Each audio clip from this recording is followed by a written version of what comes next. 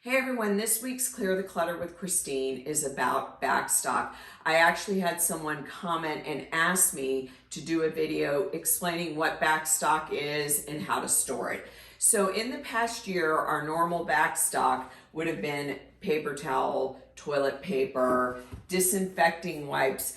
But what backstock is really supposed to be about is purchasing items that you use on a regular basis without fail, and you want to keep a few extras so when you need them, you have them on hand.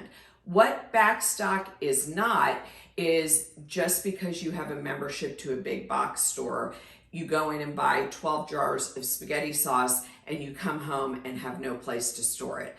That is not backstock, that's excess. So there's different ways of looking at backstock. How to store it. If you keep it to a reasonable amount, you can put it on a shelf, you can put it in a laundry room, you can put it in a cabinet in the kitchen.